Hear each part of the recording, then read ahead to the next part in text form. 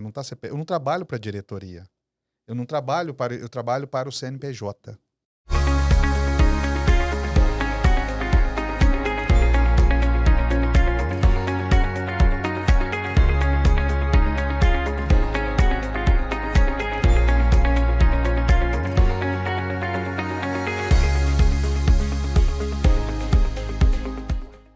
Olá, seja bem-vindo a mais um episódio do B-Side. Hoje nós vamos falar muito sobre desmistificar, digamos assim, o mercado de investimentos, o mercado de M&A, como alguns falam, que são as aquisições, as junções de empresas, mas também democratizar um pouco esse conhecimento, falar um pouco também as dificuldades que o pequeno e médio empresário enfrenta no futuro, no presente e por que algumas práticas poderiam ser melhor. Tudo isso faz parte do nosso objetivo de mostrar o lado B das coisas, mostrar um pouco como pensam as melhores mentes do mercado brasileiro. E para isso eu não podia ter outra pessoa aqui comigo. Alexandre Assis. Fala, meu querido. Cara, eu tive que escrever teu currículo aqui. Não fui eu que inventei ele, tá? Que Fui eu que pus ele, não perguntei para tua assessoria nada. Então, assim, em primeiro lugar, estou muito feliz de estar aqui, tá? De coração. O Assis, pessoal, ele é empresário, investidor, consultor, estrategista, filho, pai, marido. Uma pessoa maravilhosa e eu gosto de usar o termo amigo aqui, porque amigo é um negócio forte. Obrigado, tá? De coração. E talvez um dos maiores nomes hoje do Brasil nesse assunto, né? Cara, Assis, eu gosto aqui já de começar perguntando coisas assim mais impactantes.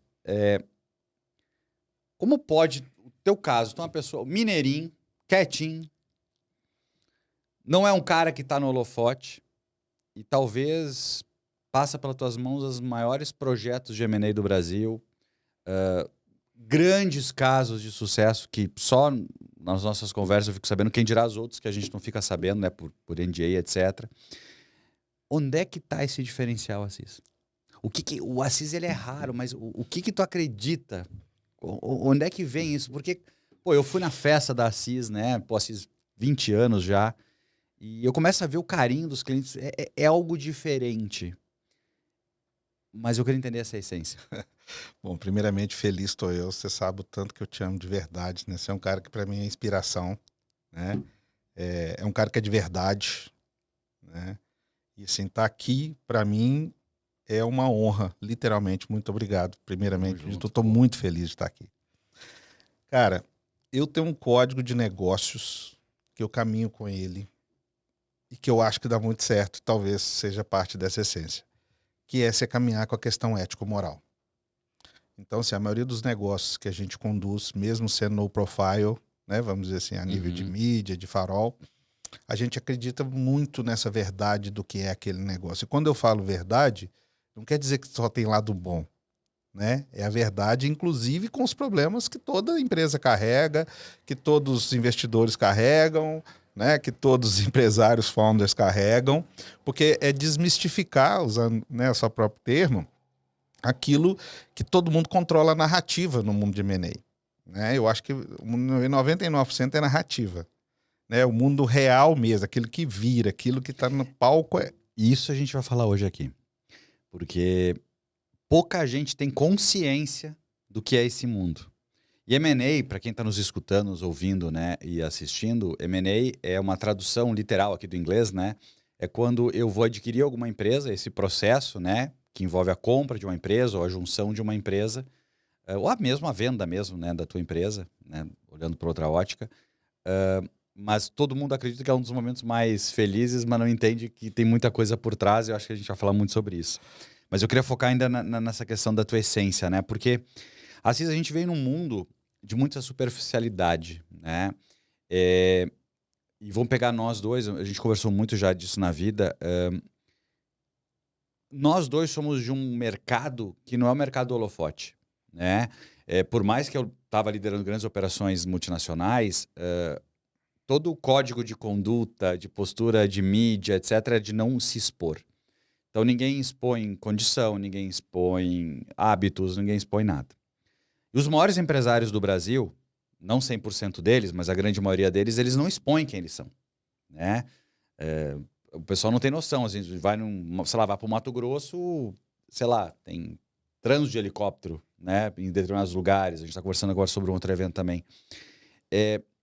Só que a internet mostrou, ela deu acesso às pessoas a acreditarem que o mundo é expor. O consumo brasileiro é um país já mais de consumo, né? E parece que os mais ricos são os caras da internet, são os caras que andam com uma Ferrari, né? Que às vezes nem a dele é alugada, etc. Mas o mundo não é esse. O mundo que eu digo, a vida real, ela é muito mais ampla. E a vida real, ela passa exatamente por isso que tu falou, ética. Porque tu tá jogando o jogo infinito, né? Tu não tá jogando o jogo finito. Tu não tá fazendo uma ação para ganhar dinheiro em um ano e, né?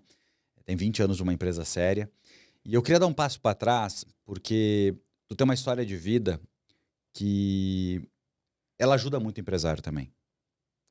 Porque assim, antes a gente entrar nas partes de M&A, de investimento, dicas para o pequeno e médio empresário, de como desde o início ter um posicionamento que valorize ele. Mas pô, né, Assis, tu era office boy, né, cara?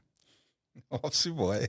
E tu vai contar pro pessoal que ainda a vida te trouxe alguns desafios diferentes, né? E como um office boy vira um mega empresário quando tu virou, sabe? E aí onde é que eu sei, porque a gente se conecta por isso, mas eu queria que tu contasse para as pessoas um pouco, uma forma que tu se sentir confortável, aí, um pouco dos desafios total, que a vida te trouxe, porque eu acho que quem tá nos ouvindo agora, pode ser de noite, pode ser de meio-dia, pode ser de manhã, o cara sempre pensa, pô, tem coisa para melhorar, tal, tem coisa de desafio, tal. Escuta um pouco esse cara. Vai lá. Eu sou apaixonado pela jornada, né? Não pelo final. Todo mundo hoje busca o final, né? E eu acredito que o final não existe. Eu acredito na jornada. É simples assim. Bom, eu sou de família muito humilde, né? Meus pais vieram da roça, mas com muita dignidade, muito trabalho, muita seriedade, você os conhece, né? Eles são demais. Um beijo pra eles, porque assim, ó, eu não sei quem dá mais orgulho. Se é tu pra eles ou eles pra ti, cara. Sério. É uma boa disputa, concorda? Eu vou dizer pra você, gente, aqui uma coisa que ninguém sabe. Eu tive a felicidade de ser convidado, né, de participar de uma das... Os caras fazem festa em Minas, que não é brincadeira, não. E eu conheci os pais do Assis, e eu mandei uma mensagem pro Assis durante o momento da festa, dizendo assim, cara, muito obrigado por eu estar aqui, porque me agregou muito como vida, como família, transformação. Pô, tua mãe é literalmente uma artista, né, cara? Sim. Uma artista. Começa a fazer poesias, assim, em tempo real, se quiser, né? O teu pai também é um cara feliz, um cara parceiro. Eu acho que realmente eu não sei quem dá mais orgulho. Mas desculpa o longo parênteses, mas eu acho que tem que se valorizar isso, sabe? Eu acho que se entende muito dos teus valores por aí. Mas continua aí. Desculpa. E aí começa isso, porque eu vou te ser muito sincero, cara, a maioria das coisas que eu aplico, eu não aprendi em Harvard. Foi dentro da casa dos meus avós, dos meus tios, dos meus pais, né? Apesar de uma infância muito simples, foi muito feliz, né? Com grandes valores, com questões de honra mesmo, que eu acho que até esse mundo hoje de exposição tira um pouco disso, né? E indo também, linkando isso com o ambiente de trabalho, poxa, como é que você toca uma empresa sem uma hierarquia, né? Sem um respeito, né? Então eu aprendi a respeitar meus tios, meus avós, quem comandava, né? Aquela questão que foi desde a minha infância, foi sendo, por exemplo, dar benção aos meus tios era uma obrigação. Ai de quem não desse, né? Ajudar no serviço, ajudar a compor, aquilo era uma obrigação, né? Eu falo assim, eu vivi num mundo de obrigações, hoje nós estamos vivendo uma era de direitos. E é muito complexo isso, né? Eu acho que a gente poderia, em vez de polarizar, chegar ao meio termo disso que seria perfeito, né? Mas não dá para ter só direito sem a obrigação também, né? Eu não quero te interromper, mas é uma conversa, né? É papo de bar, né? Como eu coloco. Eu penso muito assim, eu tenho um filho de 14 anos e ele já tem comportamentos que tem muito a ver com o caráter, né? Com a educação toda, que a gente fica muito feliz. Mas tem comportamentos que são da geração, né? Que conflitam. Alguns, essa geração tem razão, outros provavelmente não têm. Mas o que me choca é isso que tu acabou de dizer. Eu não sou contra que a gente tenha muito mais direitos. Eu acho que, pô, quanto mais direitos iguais, quanto mais respeito ao próximo, melhor. Só que eu não consigo entender que possa existir um resultado sem compromisso. Sim. Sabe? Porque eu não conheço ninguém que construiu algo que fez sozinho e que não fez com esforço. E a gente tá vivendo uma época que parece que as coisas vão vir. Não, é só abrir, pega um celular, vai na internet e vai ficar milionário. Cara, nós estamos aqui falando, nós temos 30, 40 anos de mercado aqui, ó. Entende? E eu tento passar esses valores pro meu filho, mas vou te falar, não é tão simples não, viu? Não. Eu tô usando muito uma frase que trabalhar dá trabalho, né? Trabalhar dá trabalho. Trabalhar dá muito trabalho, entendeu? E as pessoas estão querendo pular etapas, né? Por exemplo, uma das grandes... Eu acho que conhecimento, estudo, tudo isso é maravilhoso e tem que ter, mas eu acho que a experiência também. E quando você fala lidar com seres humanos, você tem que ter uma experiência de lidar com seres humanos, né? Que são diversos entre si, pela própria natureza universal, divina, né? E precisa de ter uma complexibilidade de você entender aonde você está, de que forma que você está. E aí, pegando esse ponto, eu comecei a trabalhar com 11 anos de idade, né? Nossa. Como office boy. Hoje o pessoal não sabe muito o que é office boy, joga no Google aí. Tô brincando, mas não tinha motoboy, né? Era office boy mesmo.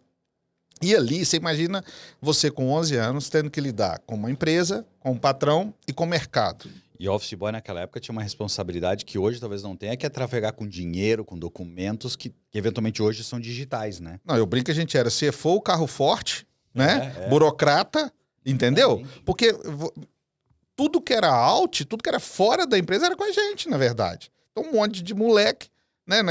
Com mala de dinheiro, com mala de valores, com cheques que usava muito, com toda uma burocracia, e assim, não existia nada digital, zero, não existia computador, não existia internet.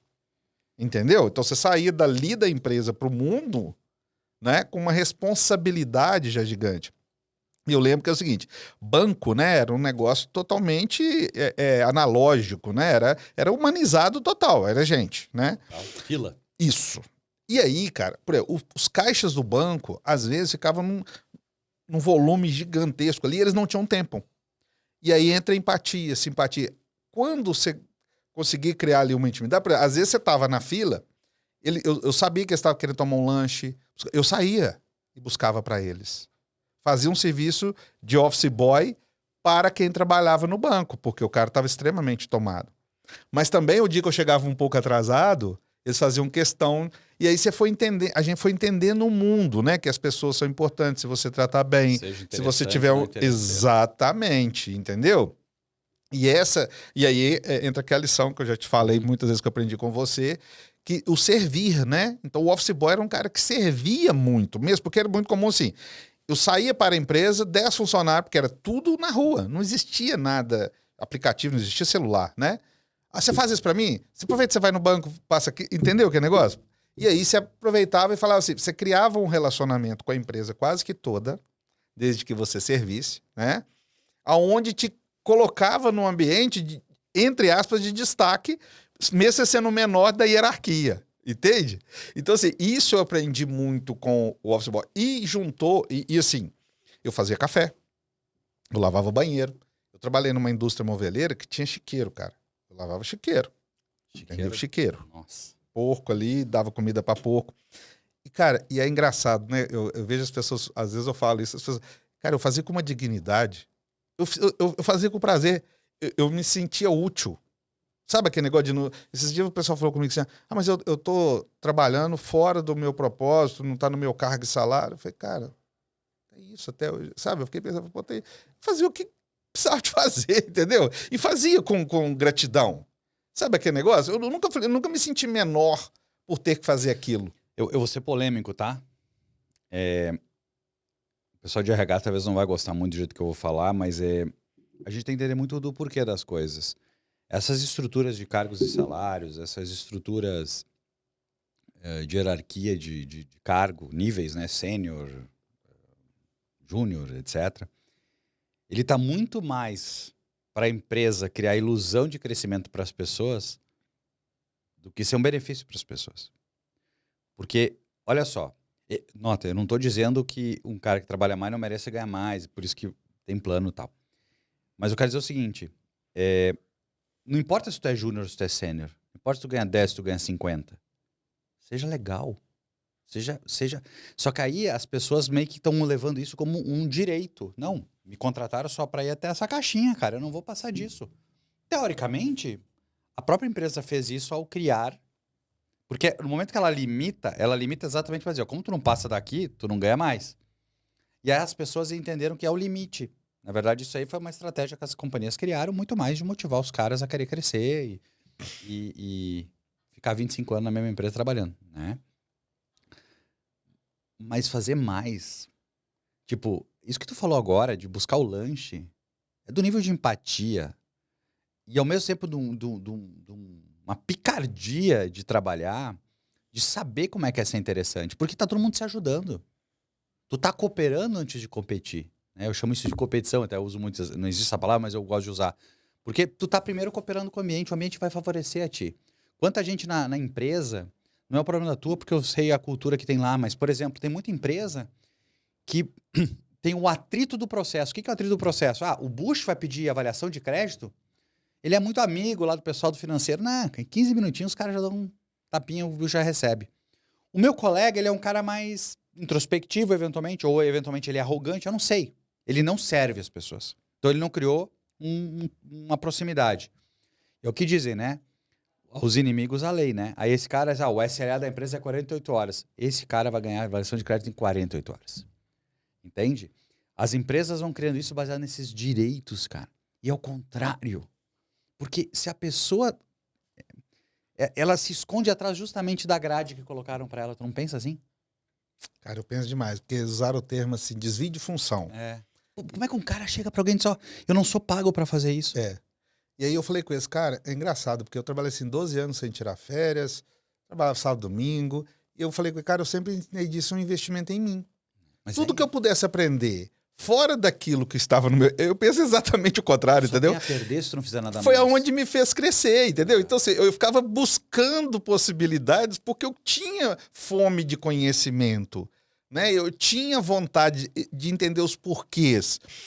E aí entra exatamente o que você falou. Eu acho que talvez por permitir isso dentro da organização e fora, nesses ambientes que o office boy, que era cartório, banco, né? Fornecedor, que a gente pagava as coisas no cheque, né?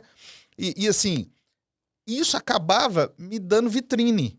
Hoje eu entendo isso. Na época eu não tinha essa mentalidade técnica. Na época tu só queria ser útil. Isso, só queria ser útil, entendeu?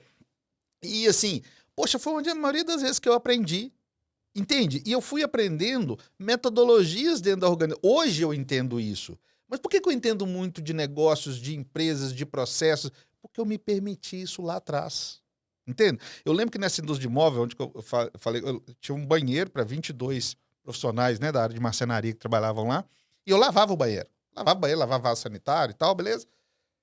E eles fizeram para mim um toquinho com 3 pregos, uma latinha com álcool para esquentar a marmita.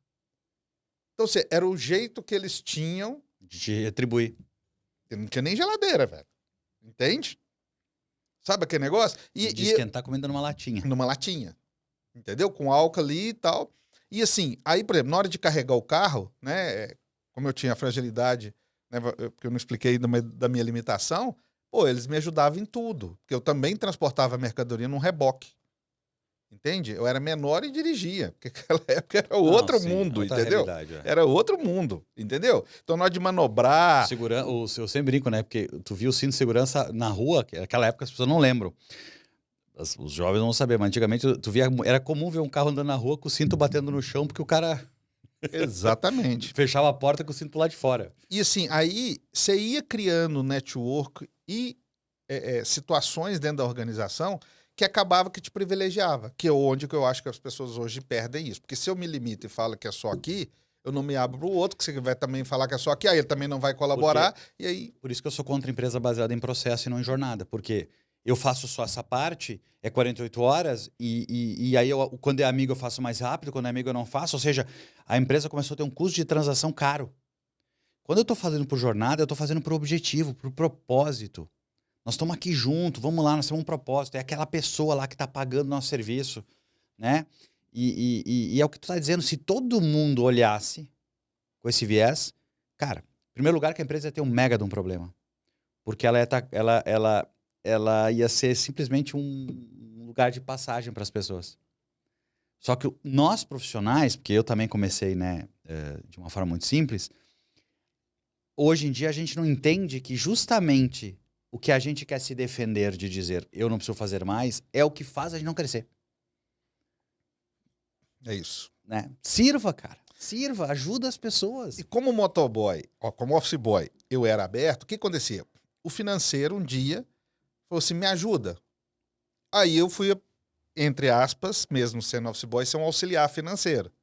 E eu fui entendendo o processo do lado de dentro. Eu já conhecia do lado de fora, às vezes maior do que quem fazia do lado de dentro. O do lado de fora. E aí eu contribuía. Falei, cara, esse aqui lá fora não é assim. Lá no cartório aqui... é assim. Exatamente, né? Que eu tenho a visão de lá e tal. Então as pessoas começavam a me puxar. Aí o cara do Cardex, né? Naquela época tinha Cardex, né? Que era o controle de estoque na ficha ali. Também então todo mundo começava a me... Precisava de ajuda? Eles me chamavam. Porque eu era aberto a isso.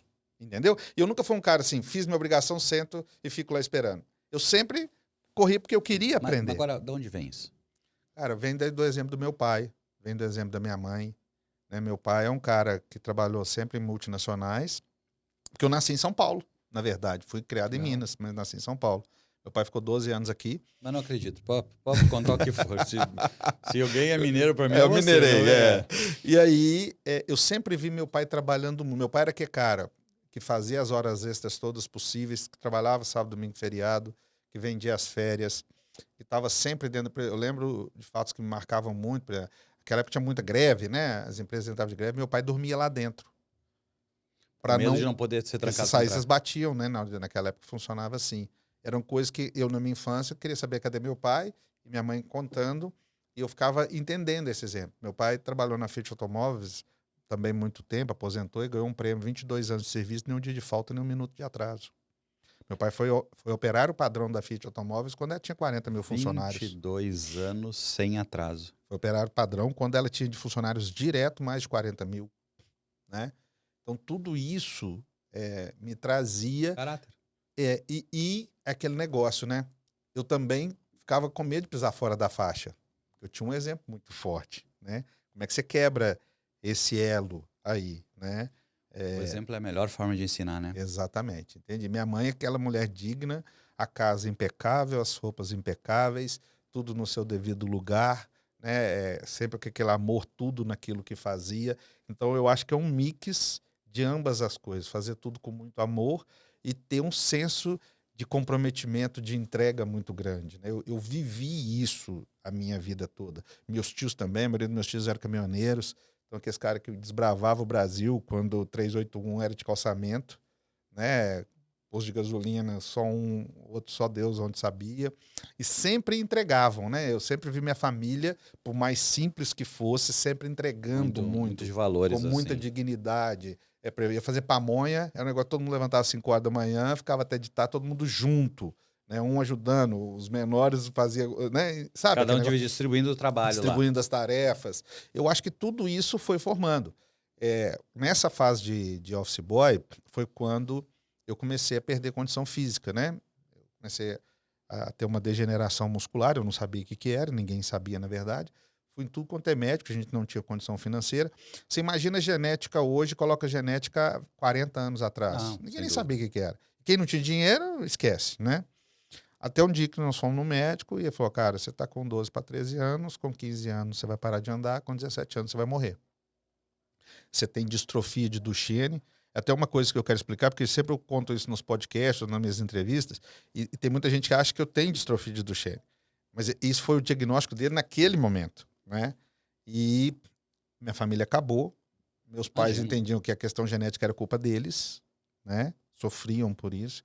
E eu percebi que a melhor forma era eu continuar sem me vitimizar, porque enquanto eu estava normal, bem, fazendo as coisas, eles esqueciam um pouco toda aquela situação, né, que estava ali. Tinha menos dor no ambiente, né? Porque no início dá uma dor, né? Óbvio. Não, e aí, hoje, o mundo de hoje não tem acessibilidade. Você imagina de 40 anos atrás, meu irmão.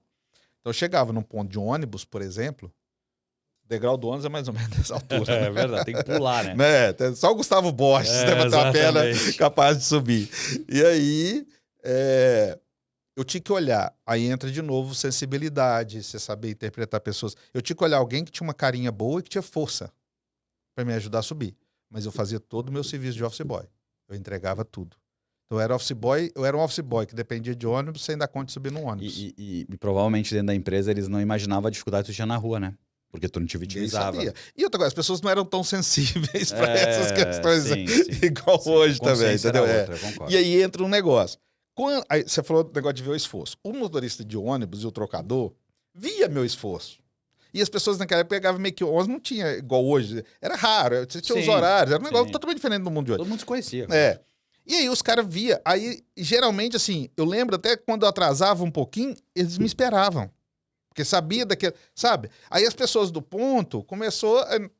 Não era todas, mas algumas sempre estavam ali naquele mesmo horário. Aí quando não tinha alguém, o próprio o cobrador me ajudava. O motorista do ônibus do DC tinha uma paciência maior. Sabe? Então, assim, eles viam o esforço, né? Daquele moleque que estava numa capital. Que idade tu tinha? Eu tinha 12 para 13 essa época, né? Nossa, 13 muito anos. jovem, É. gente. Aí eu entrei num grupo familiar, né? Que tinha empresa na área de logística e construção civil. E comecei a trabalhar muito ali, eram sócios. E eu lembro, assim, com 6 meses eu já estava cuidando da empresa, porque a empresa era deles e cada um tinha uma função em empresas maiores, era tipo um projeto que eles estavam para tentar crescer, para desvincular de ser executivo dessas outras empresas, para crescer a deles mesmo do mesmo ramo. E aí eu criei assim um ambiente lá dentro e eles punham e eu fazia, eles punham e eu fazia, entregava e eu aprendi uma lição um dia com um dos meus chefes lá muito grande, que foi eu dei um preço errado de um serviço para uma empresa grande. E esse cara ligou pro meu chefe, que era da área comercial, pro meu patrão. E falou, cara, esse moleque aí fez merda e tal, né? Passou o preço, e eu sei que não é, e o preço abaixo, né? Então, assim, a empresa ia tomar prejuízo. E o meu chefe falou assim, se eu coloquei para te atender, quem errou não foi ele, foi eu. E eu vou assumir o que ele falou, porque ele tá aqui, porque me chancelou. Sabe? E o cara era grande, eu sabia o tamanho da importância desse cliente para a empresa, sabe? Era um cara bem durão e tal. E aí, cara, me deu um senso de responsabilidade. Eu falei, cara, eu preciso acertar essa conta. Eu preciso de pagar isso. Me ensinou muito. Entendeu? Porque onde que eu falo assim, hoje o cliente chega para mim e fala assim, tô confiando em ti. E eu falo assim, cara, eu sei que atrás de confiança vem responsabilidade.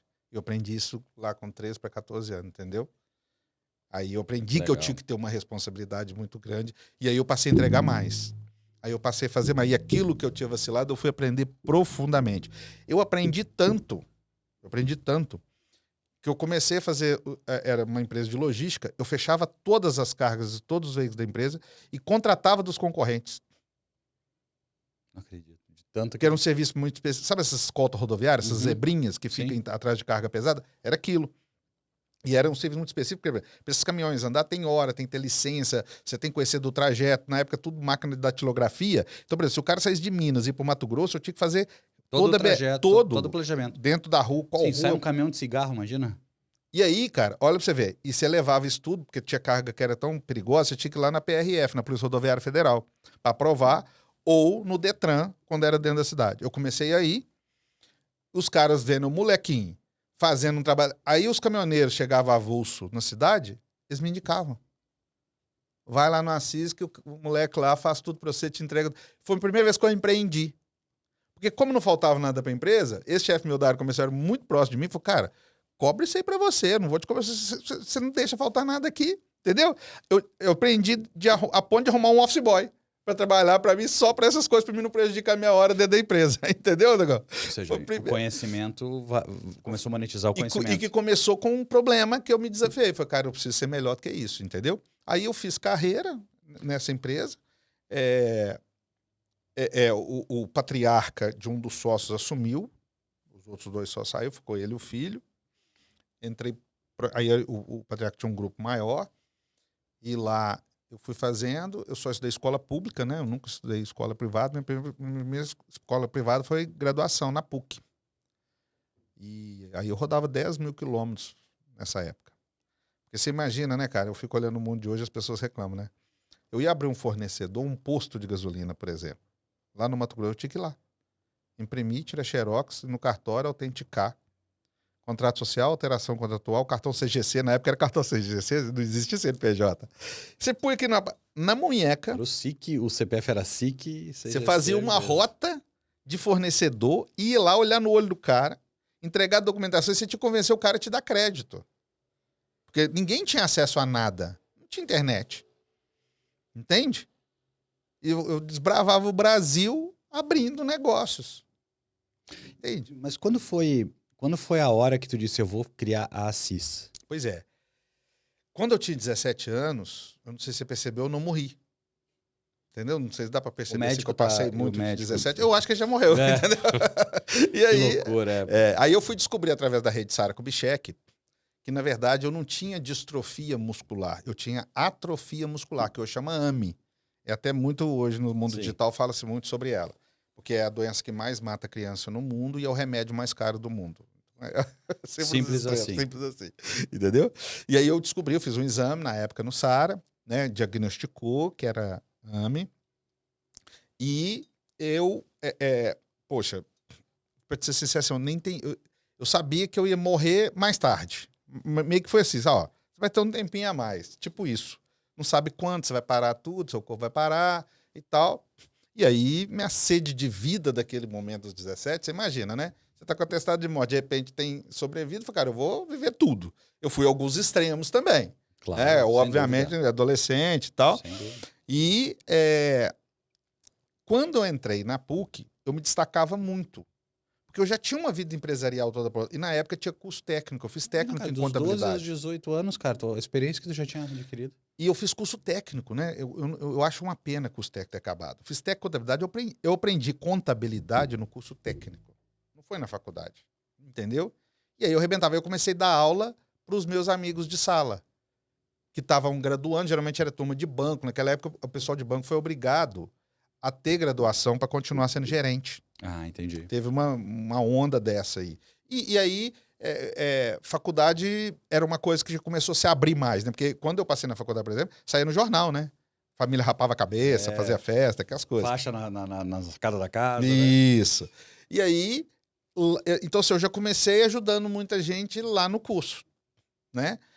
Aquelas pessoas que não eram do meio, que não tinham uma carreira voltada para a contabilidade, não é tão fácil assim do cara pegar, né? Então a turma ficava geralmente mal nas matérias técnicas. E aí entra minha mãe de novo. Eu levava a turma para minha casa, minha mãe fazia lanchinho, café da manhã, eles dormiam, quem morava mais longe em outras cidades, dormiam na minha casa, dormiam no meu quarto, minha mãe enchia de colchão no chão, cuidava deles todos, né? A gente é amigo até hoje, eles contam muito essa história da lembrança do cuidado da minha mãe com eles que estavam de fora, né? E aí os professores começavam a me ver, né? E eu tirava nota muito boa, mas também faltava, porque eu viajava 10 mil quilômetros por mês. Aí um dia, o coordenador do curso de Ciências Contábeis, que coordenava as pós de gestão, me chamou. Falou, cara, vamos fazer um projeto para me te compensar essas horas suas. Que era, na época não tinha TCC, era algo parecido com isso, foi uma ideia dele. E nesse intervalo, o que acontecia? A empresa que eu trabalhava, meu patrão virou político. E ele tinha muita afinidade com o empresário. Então ele virava assim, vai lá que o Assis vai te ajudar, vai lá. Eu comecei a ter muito contato com o empresário durante esse processo meu. Eu fui vendo que a dor do empresário estava no crescimento. Por quê? Porque o cara às vezes entendia muito do core ali, do business dele, como empreendedor, mas quando chegava contabilidade, fiscal, precificação, marketing, jurídico, ele se perdia. Ele não conseguia abraçar o amadurecimento que esse negócio trazia. Entende? Eu fui vendo isso. E esse foi o projeto que nós demos um MVP de 99 a 2002. Testando em algumas empresas, eu trabalhava, né? Não podia me dedicar full time, e fomos fazendo esse projeto e foi dando certo. De que forma? Gente, a gente volta àquela época, é outro mundo, eu tenho que explicar isso sempre. Nota fiscal era papel, a caneta, né? Então as pessoas faziam... Carbono. A pessoa fazia uma nota fiscal 300 mil da primeira via, o resto de 30. Calçava a nota ali, punha fogo na Kombi, era o planejamento tributário. Então o cara mesmo não conhecia a própria empresa. Botar fogo na Kombi era demais essa. Então, assim, e o que eu fiz? Eu montei um processo gerencial. Não importa o que estava no fiscal contábil. A gente queria entender a essência da empresa. E a gente estudava todos os processos, estudava todos os produtos, como é que funcionava a cadeia logística, a cadeia tributária, para que a gente convencesse... Ó, pra você ver, todo mundo vendia não compliance. e eu fui vendendo compliance. Eu não sei como é que eu sobrevivi. Eu não entendo isso. Porque todo mundo queria mostrar o atalho, né? Todo mundo queria comprar o atalho também. E sonegar era fácil na época, né? Não tinha Sim. nada eletrônico, dependia. Imagina, dependendo do tamanho da empresa, tinha carreta para carregar papel. Né? Não era um negócio tão simples. É. E quem iria auditar, pô, o trabalho manual, não existe Excel. Né? Não existe Excel. É. Né? Então era um negócio louco. E eu fui estudando e mostrando para o empresário que ele tinha caminhos a percorrer, às vezes mudando o produto, às vezes mudando a política de venda e tal. E, obviamente, isso não acontecia do dia para a noite, mas a gente foi criando cadeias compliance dentro daquela empresa, elas foram crescendo. Por serem compliance, começaram a vir investidor, a chegar próximo delas. Entende? Então, foi assim, geralmente um grande concorrente. E aquele negócio, né? Você imagina você ver uma empresa crescendo que não pratica seu non-compliance. O cara ficava meio Sabe, eu tô te escutando e pensando, né? Imagina a quantidade de empresário hoje, 2023, com todos os sistemas integrados, praticamente, né? O governo pode não executar, mas ele tem acesso, né? Que ainda não faz uma apropriação de custo na empresa, que ainda não sabe nem quanto é o custo fixo. Empresa de bi, tá? Fatura bi por ano, auditado por o Big Four e não tem. Eu não consigo entender.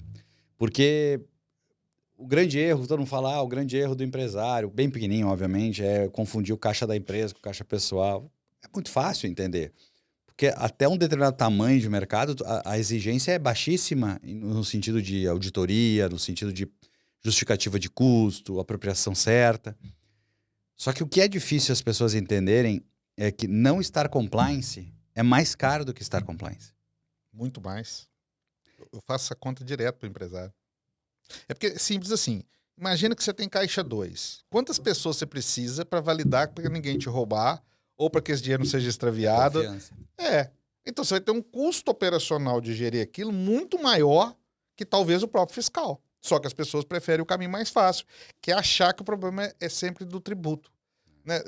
Eu vejo, assim como é na vida pessoal, na vida profissional, alguém põe um vilão na mesa, mas sem ter profundidade, sem entender muitas vezes o que é aquilo, entendeu?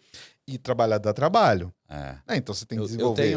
Eu tenho uma estimativa, vou chamar para não dizer uma certeza, de que cerca de 1/3 dos problemas das empresas de custo é a venda. Pô, como assim? Todo mundo olha a venda no sentido, faz um cálculo de precificação. Eu não estou dizendo que este é o problema. Precificou. Esse copo de água custa R$10. Precificou esse copo. E aí tem um custo para vender isso. Tem marketing, tem vendedor, tem estrutura, tem foco, tem tempo, tem um monte de coisa. Mas vendeu o copo, tá vendendo. E aí a empresa diz, mas a gente não tá com a margem que gostaria. Desculpem. O que a empresa quer fazer? Vamos reduzir custo. Aí ela muda o plástico do copo. Ela vai começar a mudar a água do copo. Só que ela está sendo ineficiente em uma boa parte do processo de venda, no processo de entrada, de logística. Tu entende? Então eu vejo que, pelo menos, na minha estimativa de tudo que eu vejo, a amostragem que já passou por mim, 1/3 das empresas elas custam muito mais na venda do que na entrega. Só que onde é que a gente aprendeu que é o modelo mais fácil de cortar custo? É o custo onde tu enxerga, não o custo que não enxerga. E tu trabalha... Quando pega cliente pequeno, médio, normalmente tu trabalha justamente no que ele não enxerga. A gente brincava no segmento de tecnologia, dependendo do que a gente comercializava para clientes, software ou hardware, né? A gente dizia que era que nem terracano. Ou seja, eu comprar um projeto que eu não enxergo, são os conduítes dentro da parede, o cara não enxerga. E eu acho que isso é difícil tu monetizar. Não é que é difícil monetizar, é difícil tu dar consciência. Sim. E essa questão, às vezes, é mais morosa. Porque você ir lá cortar a secretária, a consultoria, o que é fixo, você tem uma sensação de solução. E quando você entra num processo de... mas é simples assim. 90% das DRS que eu conheço, de 70% a 90% está no variável. Vendas, né? Comissionamento, custo, impostos, entende? Só que ninguém quer olhar, muitas vezes, porque nem entende. Né, porque para pensar o seguinte também, nos casos demonstrativos de resultado, né? O cara pensa, é variável. Se eu vender mais, eu vou pagar mais, tá normal. Opa, pera. Será? Entende? Entendeu? E aí ele quer... Só que tem um detalhe. Você imagina uma empresa dessa que está crescendo. O que acontece? Ela corta o suporte, o fixo, e cresce. O que acontece com os controles internos, com a visão? Aí, todo o processo variável que é gigante vai ficando pesado. É exatamente o que você falou. E aí ele se perde no crescimento. Porque como ele não cresceu da maneira correta, é que todo mundo diz assim, não, quando eu ficar grande eu vejo. Não, tu não vê mais. E aí tu vai perder muito dinheiro lá na frente. Então assim, pagar imposto certinho não é caro. Caro é não pagar. Não documentar despesa não é o custo de documentar. O problema é não documentar o custo. É normalmente assim. E aí eu quero te trazer... Eu queria só que tu fechasse um parêntese, que eu acho que o pessoal tá curioso, tá nos ouvindo, assistindo. O Assis está aqui. Uma empresa de 20 e poucos anos, né? Passou de 20 já. De sucesso. Como eu te falei, é um dos empresários que eu mais vejo crescer. Até te perguntei antes como é que tu tem lidado com esse crescimento e o vínculo dos clientes contigo. E tu foi um cara que saiu de uma família simples, que teve uma dificuldade de saúde que te limitou para muita coisa. Não vamos aqui ficar sendo vítima, mas não vamos dourar a pílula também. Claro. Pô, não é simples, né? Não é fácil hoje em dia se locomover com condições, com conforto, quem dirá na tua carreira. E tu é vitorioso por escolha. Para pensar que tu escolheu ser vitorioso no momento que tu escolheu servir, ajudar, ser disponível, ser interessante. Talvez a tua história é a história mais simples de ficar fácil para alguém entender. O que de verdade é ser interessante? Porque eu vejo que hoje tem muita gente com dificuldade de ver isso, mas para mim era o seguinte: entre o meu vitimismo, os meus desafios, né, e as dificuldades do momento, da época e de tudo mais, e o meu senso de comprometimento e entrega, o meu senso de comprometimento e entrega era maior. E isso colaborou muito para que eu não virasse vítima de mim mesmo ou da minha situação de deficiente físico com AME. Então eu entendi, como eu entendo até hoje, se eu saio para entregar, eu tenho que entregar. Eu não estou aqui entregando, entendeu? Então assim, avião não é fácil, hotel não é fácil, mobilidade não é fácil. Cara, tá bom, mas eu me comprometi, uma opção minha. Eu tenho que fazer bem feito e tenho que fazer com amor. Eu sou muito duro com o meu time, pego muito pesado em determinadas coisas, eu falo com eles, cara, deixa eu te explicar, nada está acima do compromisso. Ninguém é obrigado a fazer nada. Então, cara, não vou seguir, tá tudo bem. Mas não dá para falar assim, vou seguir e não entregar. Entende? Por quê? No nosso caso, nós temos um compromisso com o cliente. A Assis é uma instituição. Eu faço tudo é barganhado com a Assis, mas com o cliente não dá. Com o cliente é inegociável. Porque o cliente depende da gente, precisa da gente em diversos aspectos, que a gente está mexendo com a comoção de milhares de vidas, de muito dinheiro. Quantas famílias? Fornecedores, os próprios empreendedores, né? Porque os caras, a gente trabalha com muita empresa, está crescendo, o cara tem um padrão de vida legal, mas ele tem o direito de ter, ele empreendeu. Né? Não é porque está ganhando eu tenho que fazer ganhar mais, né? E aí ontem eu estava conversando com um empresário que falou, cara, eu tô com uma pessoa que ele quer vender minha empresa, está falando que vai vender, mas eu nunca conversei com nenhum investidor. Ele não chega perto de mim, não me explica o game, o jogo. Então o que eu entendo? Tem muitas pessoas que estão no mercado que querem ganhar alguma coisa sem entregar, entendeu ou não? Total. Né? Eu comecei agora um M&A que o fundo que procurou, falei, cara, vai lá e conversa com o empresário. Conversa direto com ele, eu nem vou estar presente para você sentir a empresa. Porque eu tenho certeza que essa empresa, a vírgula da vírgula dela é certa. Você não precisa de mim estar lá, ela é madura para isso. Aí eu vou trazer a provocação que no início ficou de M&A, eu quero trazer só um ponto antes para seguir nisso. O pequeno empresário, o médio empresário, ele tem a informalidade junto. A gente sabe disso, é Brasil, não vamos aqui, né? Não é recomendado, mas é praticado. Existem formas muito baratas dele mitigar muito isso, dele conseguir deixar isso o mais organizado possível para que ele possa entender para crescer. Ou seja, quanto mais reloginhos ele tiver na empresa, velocímetros para controlar, melhor vai ser o resultado dele, porque ele consegue agir em cada um. Quando a gente não tem muito um que agir, é que nem assim, ó, eu falo muito, né? Pô, não estamos vendendo, então como é que a gente faz vender mais? O que o cara pensa se o cara não tem informação? Tem que trazer mais cliente. Mas se eu digo, a gente, neste processo de venda, a gente não está convertendo mais esse tipo, opa, eu vou lá e ajusto, eu não tenho um caos, eu tenho um problema. Então, a falta de informação financeira faz isso. Às vezes o cara não sabe que ele está vendendo barato. Ele tá mal posicionado, coisas do tipo. Bem, aí nós entramos para um mundo onde as empresas... Eu não digo nem aquela questão de gerar equity, abrir capital. Isso eu acho que é um mundo para muito poucos. Eu acho que a audiência, de uma maneira ampla, não se beneficiaria a gente discutir isso. Mas o que é importante? Pô, não sabe, não faz sentido a minha empresa ser associada à CIS, a gente criar um merge, né? A gente tá juntos, a gente fazer. Normalmente o que vai acontecer? Cada um vai abrir um pouco a sua vida. Só que a grande falha das pessoas é elas acharem que, ao mostrarem que elas são lindas, mesmo elas sabendo que não são, que elas vão ganhar dinheiro. E elas não entendem que é justamente fazendo isso que elas vão deixar de ganhar mais dinheiro. Eu queria que tu falasse um pouco disso para as pessoas. Porque o brasileiro, ele tem muita questão assim, ó, vou dar um exemplo. Quanto tá lucrando? Ah, tanto. Mas na verdade não é aquilo, mas ele tem que mostrar que tá tendo sucesso. Só que isso pode trazer gente com interesse naquilo, quando o cara vai olhar não é tanto, já vale menos, ou seja, cara, quanto mais verdadeiro for a tua estimativa, mais tua empresa vale. Queria que tu falasse um pouco sobre isso. Eu quero começar com uma redefinição na minha visão, obviamente, uma visão minha, né, de sucesso. Eu acho que quando você vende 100 mil, passa para 500, para 1 milhão, para 10, para 100, para 1 bi, você só tem growth. Isso é crescimento. Ponto. Crescimento. Independente de quanto chega essa cifra. Quando você pega isso e coloca dentro disso questões ético-moral, tá? Então você acopla crescimento com a questão ético-moral. Aí eu acho que você tem progresso. E quando você pega esses dois pacotes e coloca humanização e espiritualidade, você tem sucesso. Eu acho que sucesso, para mim, tem que completar aqui em cima, na minha visão.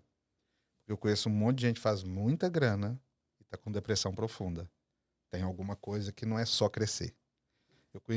Tem gente que está com muita grana, que tem uma condição ético-moral, que é um cara do bem e tal, mas que ainda não entendeu a questão humana e espiritual. E aí continua num vazio de eu quero mais bem, eu quero mais aquilo outro. E na verdade, fica ele não correndo. sabe o que ele quer, ele tá correndo atrás dele. E aí entra o que tu falou no início da jornada. Se tu tá aqui para um jogo infinito, ou seja, para uma jornada, porque o dia que acabar, acabou, mas tu não jogou para acabar, tu jogou para continuar jogando, que é ser íntegro, ser sério, o progresso gera sucesso, né? A junção, como tu falou. Mas quando a gente é finito, ou seja, a gente quer tomar uma ação para ter uma vantagem de curto prazo, quando a gente está preocupado o dinheiro pelo dinheiro, não tem uma integridade, não digo que tu passe a perna nas pessoas, mas tu tá sendo oportunista com as pessoas, coisas do tipo, tu não tá jogando o jogo infinito, né? E por que eu gosto de trazer muito essa analogia e pegando o que tu tá falando, tá me fazendo pensar muito. De que serve ter um monte de dinheiro se tu não tem orgulho dele? Parêntese para fechar todos esses três que eu abri. Por isso a gente não tá aqui para fazer dinheiro não é tão difícil. Difícil é fazer com progresso, com sucesso, perdão, que é o termo que tu usou. Ou seja, com moral, com integridade, com, quem sabe, uma visão de valores mais ampla de ajudar o próximo, né? Direitos iguais. Só que isso é tão longe, porque as pessoas pensam sempre em ganhar mais vantagem de outro. Quando tu vai num americano fazer negócio, eu que trabalhei muito tempo com o americano ele é interessante, né? Porque o americano, ele cria método para tudo. Então, se esse mês eu tenho que ter tal resultado, e eu, enfim, planejo que eu vou fazer daquele jeito, o americano vai estar comigo todos os dias para ver se eu estou fazendo o que eu planejei. O europeu, por exemplo, alemães que eu trabalhei, ele já é o contrário. Não é o contrário, ele é um pouco diferente. Ele chega, combina contigo e tu define um plano de um mês. Ele só vai aparecer no final do mês para pegar o saco de dinheiro. E se tu não fez, ele te manda embora. Por quê? Compromisso, palavra e tal. No Brasil, ego, compliance para o cara não te roubar. Não estou dizendo que os outros lugares não precisem, mas o Brasil parece que a gente está jogando um jogo que esqueceu a essência. Sim. Porque os dois casos que eu te falei, eles não esqueceram a essência. Por mais que sejam mega capitalistas, por mais que eles são mega implacáveis na questão de exigência, mas eles não têm subjetividade. Aqui a gente trabalha muito com subjetividade. E justamente tu ter transparência é para tirar a subjetividade. Né? E é exatamente isso que eu tento pregar. Porque você imagina o seguinte, poxa, eu chego numa empresa que tem crescimento, que tem um bom produto, que está ganhando dinheiro. Você vira para o empresário e fala, cara, tem um monte de coisa aqui que não está certa. Primeira coisa que você fere é a vaidade. E quando você me pergunta da essência, eu não abro mão disso. Quem é meu cliente sabe disso. Né? O Fernando Duran, né? Ele até postou esses dias, tanto que a gente brigou no começo. Então, assim, a partir do momento que eu sou contratado, eu falo para o meu cliente o seguinte, no meu contrato está CNPJ, não está CPF. Eu não trabalho para a diretoria. Eu trabalho para o CNPJ. E a partir daquele momento eu tenho um legado de fazer o que é melhor para ele dentro do momento dele e da possibilidade que ele tem. E aprimorando isso ao longo do tempo. E trabalhar dá trabalho. O problema é que com o advento da internet, do tech, do digital, todo mundo quer apertar um aplicativo e fazer uma empresa funcionar. E empresa não funciona assim.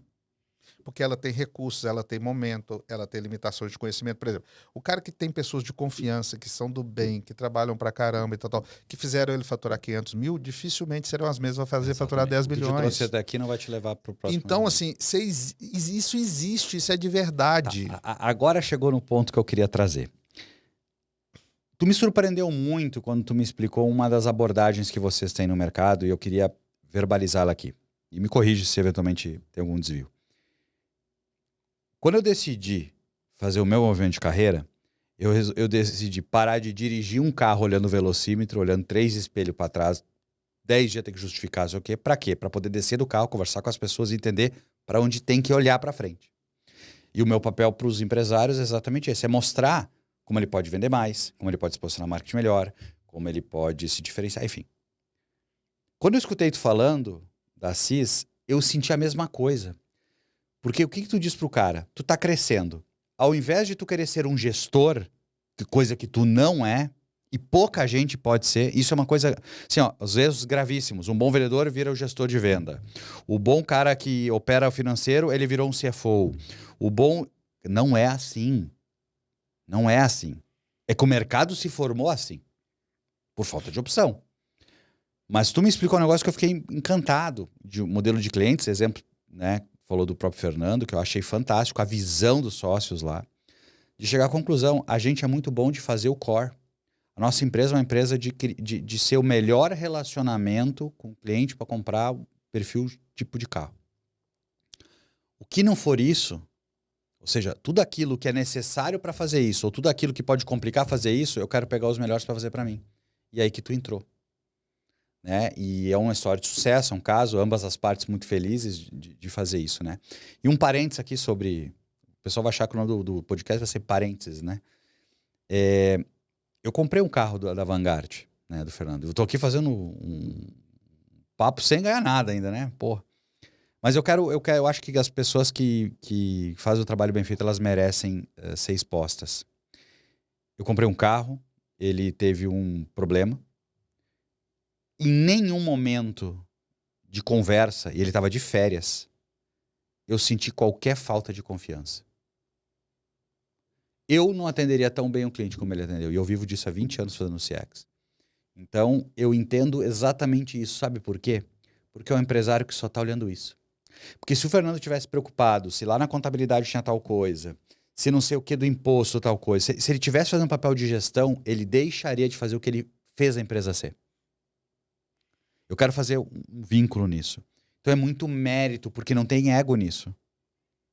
Né?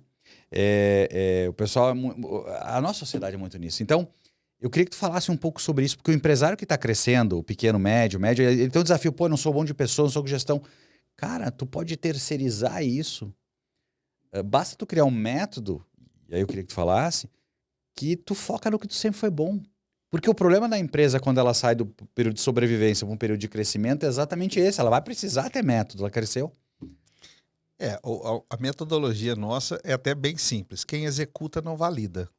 É onde que a CIS entra. Eu não posso fazer a contabilidade e validar a própria contabilidade. E não é demérito para qualquer contador. O que eu explico é isso. A própria contadora da Vanguard esses dias fez uma mensagem para mim maravilhosa. Falando o que é a vida dela antes e depois da CIS. que inclusive ela está fazendo um projeto sucessório da empresa dela, da contabilidade dela, baseado em tudo que ela aprendeu conosco. Porque você não precisa ser adversário na validação, você pode ser parceiro e todo mundo cresce. Então você imagina o seguinte, uma empresa, pensa uma empresa que quer ir M&A, só para a gente ter um exemplo concreto. Ela vai precisar ter uma história ali de 3 a 5 anos de se preparar para tal, ou deveria, no mínimo, né? Até para fazer um processo mais natural, menos forçado. Isso. Né? E aí o seguinte, você tem o auxiliar, né? Você tem um analista, você tem um gerente, pode ter uma diretoria, CFO, CEO e tal, e os investidores. Perfeito? E se a empresa cresce 30%, 50%, 70%, eu tenho clientes que crescem isso ano, né? Quantas coisas acontecem nesses bastidores ao longo disso? E às vezes troca contabilidade, troca jurídico, troca o cara de custo, troca o CFO, troca o CEO, troca... Quem fica com essa história, com esse backup, de na hora de chegar alguém de fora, que não entende do seu negócio, e abrir seu livro de 5 anos, e pegar a vírgula da vírgula e questionar, e que vai ter autoridade e convencimento de falar que é aquilo. Esse é o nosso papel. Além disso, pega as pessoas, nós acabamos de falar que a gente levou 500 mil, não vai te levar 10 milhões. Quem vai dar treinamento para essas pessoas, qualificá-las, acompanhá-las, para que no game de 10 milhões elas não... Porque você errar com 100 mil é uma coisa, errar com 10 milhões é outra. É outra coisa. Entendeu? O tempo de vida diminui. Isso. E eu não sou parte interessada, eu não faço. E a gente tem um programa de qualificação e crescimento do time. O cliente que nos contrata, o time dele tem um MBA prático, porque você ir, ler o livro, ver o professor, te abre a mente, sem sombra de dúvida, e tá tudo certo. Cara, agora você pegar tudo isso e fazer acontecer na prática, é raro. E a gente ensina como é que isso deve acontecer. E como eu tenho um time que vai organograma, processos, KPIs, contabilidade, departamento fiscal, pessoal, financeiro, BI, custos, entende? Esse time consegue um levantar a mão pro outro lá. Porque o pessoal está com problema financeiro. Na verdade, você está com problema de prazo médio de recebimento, de pagamento, de custo, de precificação, entendeu ou não? Total. Então, muitas vezes a pessoa está caçando problema no financeiro e o problema está na cadeia logística. E ele está ali, entendeu? E aquele olhar para isso. Vale ele ter a clareza para buscar E isso quando você não pega o melhor vendedor, que o cara arrebenta e põe de gerente de vendas. Você tem um cara infeliz que não sabe o que é gerenciar e vai perde uma time. Força de venda gigante. E ainda vai matar vendedores bons porque ele não soube lidar com os... Entende? É tudo isso. E como a gente tem visão toda, eu tenho propriedade para chegar para o empresário e combatê-lo. Porque, às vezes, o empreendedor pode ser inimigo dele mesmo, no sentido do processo do crescimento, entendeu? Eu não sei qual empresário que eu assisti uma palestra essa semana, um podcast, enfim, algo digital que eu assisti, que ele falou o seguinte: o meu grande mérito foi criar pessoas próximas a mim, melhores que eu. E ao fazê-lo, eu consegui ter uma empresa maior, porque a empresa não cresce, eu não consigo. O empresário tem um desafio. Se ele não botar gente maior que ele, a empresa não vai ser maior que ele. Sim. Né? E é um pouco disso. Chama empresas, conhecimentos, etc e tal. Assim, eu quero trazer uma pergunta para ti, para clarificar para o pessoal, porque eu acho que 99% das pessoas não conhecem como é um processo de M&A. Não quero entrar na técnica, mas eu quero falar um pouco conceitualmente. Exemplo. Imagina que eu tenho uma empresa, eu não vou entrar no mérito de quanto ela vale, porque aí seria uma outra discussão, talvez uma discussão que todo mundo só se preocupa com essa. O Bush tem uma empresa, parte do princípio que ela está 3 anos rodando, 5 anos rodando, ou seja, tem evidência, tem método, ela já tem... Ela não adianta ter esse tempo rodando, tem que ter esse tempo rodando num modelo de transparência e validação para dizer que aquilo vale. Né? Como eu falei antes, senão não dá garantia de nada. E partindo do princípio que ela tem isso, e aí o empresário está lá, alguém chega e diz: olha, Bush, eu avaliei a tua empresa, eu queria saber, te interessa vender uma parte para mim? Ou te interessa vender tudo, etc? Olha, dependendo do que for... Eu entendi que adquirir um percentual, captar um percentual de dinheiro hoje é interessante, porque o dinheiro está caro, por exemplo. Então, um dinheiro entrar na minha empresa poderia fazer a empresa crescer mais que os pares. Então, vender faz parte. Ou eu quero realizar minha vida e quero vender 50% do dinheiro, 51% da minha empresa eu vou vender, vendo o controle, e eu quero pegar esse dinheiro e viver. Perfeito. Não importa o motivo, a motivação, chegou na hora. Então, cara, isso tá bom, Bush, eu vou te dar 100 milhões para a empresa. Baseado no que eu defini de modelo aqui, prevendo X anos, aquele papo todo. Só que o que todo mundo acha é que acabou aqui. O público imagina o seguinte, pô, ele vendeu a empresa por 100 milhões. Sai na notícia, sai na exame, sai no valor econômico, todo mundo se abraça, toma champanhe. Os únicos que tomam champanhe são os advogados que ganham a comissão deles ali na hora, né? Os auxiliares. Porque no final do dia, não aconteceu nada. Às vezes até acontece um percentualzinho pequeno até... Mas a partir daí, tudo que foi baseado em premissa tem que acontecer para ganhar o resto do dinheiro. Não é assim que funciona? Cara, isso é tão verdade que eu tenho uma frase que é o seguinte: o M&A começa na hora da venda. Ele não termina na hora da venda. Tá? Independente se você continua com qualquer percentual ou não. Por que independente? Uma due diligence, que é quem vai auditar para comprar a empresa, para ver os processos dela, ela não pega tudo, obviamente que não. Mas no dia seguinte, a empresa vai rodar, tudo vai acontecer, os nossos gestores vão chegar e vão começar a entender o que é de fato aquilo. E o que tem acontecido muito hoje são negócios desfeitos, ou processos judiciais, ou multas gigantescas, por o cara entrar depois e descobrir esqueletos. Que não é o que ele comprou, que está lá no business plan ao qual ele pagou um determinado quanto, ok? Aí volta na esteira de cá. O que a gente faz? A gente faz a empresa ser de verdade, com todos os seus defeitos, inclusive. Vou te dar um exemplo prático disso. Eu tenho um cliente que ele optou por não pagar um determinado tributo de uma determinada operação. Perfeito. O que eu fazia todo ano? Calculava aquilo na contabilidade, como se autuado fosse. Com multa, juros, se o fiscal chegasse, foi pegar. Levava para o júri tributário, pedia ele o parecer. Eu sou compliance, parte não interessada. Pegava uma DRE gerencial e julgava esse custo lá dentro. Então, a gerencial dava menos lucro do que a fiscal. Chegou um comprador, contratou uma Big Four para fazer a DUI. Beleza? Primeira reunião, foi, cara, tem isso, eu tenho a DRE, vocês vão olhar o EBITDA e todo o resultado dela pela gerencial. Entendeu? Os caras chegaram. Mandaram a turma da DUI ir. O cara veio para ficar uma semana full time com o time. Não estou exagerando. Na primeira reunião, do primeiro dia, na segunda-feira, ele foi embora no mesmo dia. Falei, cara, eu tenho certeza que os esqueletos que tinha, você já me mostrou. Agora eu vou bater. Isso eu faço lá, não preciso estar aqui. Sim. Eu tô te sendo sincero, cara, do que aconteceu. Entende? E aí, olha só pra você ver. Eles apontaram 23 milhões de reais desse problema. E nós tínhamos certeza de 7. Certeza. Eu, como advisor, peguei o advisor de lá e falei, cara, nós não precisamos brigar. Você quer comprar, eu quero vender. Nós temos que fazer um negócio, porque eu tô defendendo os interesses do meu investidor. Vocês são intermediadores, né? Deixa juridiquês com juridiquês, contabilidade com contabilidade. Do que eles colocarem à mesa e nos convencer, ou eu tenho que realmente levar para o meu cliente, né? Que ele vale menos, e esse é meu papel, porque todo advisor quer falar com o cara que vale mais. Né? Eu já perdi cases depois do cara voltar para mim, porque eu falei, cara, você não vale o que você quer. Você não vale essa planilha de valuation que fizeram para você. Eu não vou ao mercado fazer isso. E outra coisa, eu não vou sem te validar antes, porque eu tô vendo que tem problema de processo, de controle interno, entendeu? Eu não vou levar isso para mercado. Entendeu? E o cara não quer ouvir isso. Ele foi, quebrou a cara, 3 opções, nenhum optou, se queimou no mercado, porque depois ninguém quer entrar lá mais para ver, porque quem vende, esquece quem compra, gasta R$1 milhão para validar ele. Entendeu ou não? Tem custo naquilo ali. O cara não tira da prateleira, não é de graça. Entendeu? Tem um game atrás desse game. Entende? Pô, chegamos a 8. Vamos fazer uma conta escrow.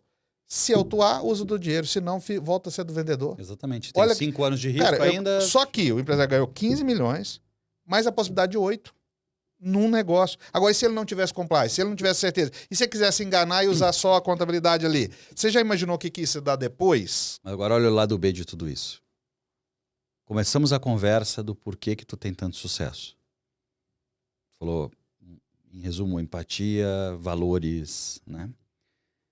Toda a nossa conversa, tudo que tu faz, a tua caminhada, os exemplos do Assis, como pai, como marido, como filho, como empresário, isso está sempre junto. E no final do dia, é justamente isso que faz uma empresa valer mais. Eu não estou dizendo que esse é o maior percentual do valor da empresa, óbvio, né? Mas quer dizer o seguinte, se a tua empresa carregou esses valores, só por ela mostrar que ela é séria, o risco é menor. Só por validar que ela é séria, o teu risco é menor. Então, tu olha que interessante, não faz mal para ninguém ser sério. Não faz mal para ninguém ser correto. Não faz mal para ninguém respeitar o próximo. Ser de verdade, né? Ser de verdade. E a gente está educando a sociedade que é para ser uma sociedade superficial, uma sociedade rápida, não é veloz, é rápida, com pressa. Onde lê um headline já mata alguém. Lê uma headline acha que já é profundo conhecedor de M&A, né? Não tem nada que é feito que o repertório não conte. O músico, quanto mais ele toca, quanto mais experiência ele viveu, melhor vai ser. Agora eu posso fazer um parênteses? Pode. Primeiro parênteses meu, hein? Tá bom. É uma coisa que eu discuto Mas só mais. esse, tá? Eu vou fechar um contrato, primeira coisa que eu falo, quando termina? Qual que é o cronograma? Eu olho, eu não trabalho com cronograma, não trabalho. Eu não sei quando termina, cara. Foi que dia que a sua empresa termina? Eu vou explicar o porquê. Jornada, lembra que é jornada? Você vai estar comigo, você não gostou de mim, me manda embora. Então, é um aviso prévio. Não tem dor, não tem multa, não tem nada, beleza? Mas, cara, você é a mesma pessoa de 10 anos atrás? Você é a mesma pessoa de 10 anos atrás? Vai ser a mesma pessoa de 10 anos? Do mês passado. Porque eu acho que nós estamos aqui para evoluir, concorda comigo ou não? Uma empresa é feita de quê? Pessoas. Entende? Pode ter digital, pode ter inteligência artificial, pode ter tecnologia. Atrás tem pessoas, concorda? Por que uma empresa tem que ser diferente? É isso que eu não consigo entender. Entende? E outra coisa, eu não te conheço, eu não conheço a empresa. Estou aqui te fazendo uma proposta, beleza? Aí eu já sei. Como é que eu vou fazer um cronograma se eu não conheço pessoas, processo, sistema, caráter do dono? Para mim é muito sério, compromete todo o projeto. Como, cara, que eu vou entrar com um cronograma? Não, eu entro com um diagnóstico, vou entender os pormenores, vou entender os problemas. E em cima disso, nós vamos propor um plano de ação. Que às vezes começa com 120 linhas e termina com 400. Porque a empresa cresce. Principalmente as empresas que crescem muito, elas modificam demais. E você tem que ser flexível naquilo. Porque senão você mata o processo, porque é trocar pneu com o carro andando. Entendeu onde que eu quero chegar? E as pessoas querem pronto. Não que dia que termina. Que dia que termina como? É a jornada, meu irmão. Adorei. É a jornada.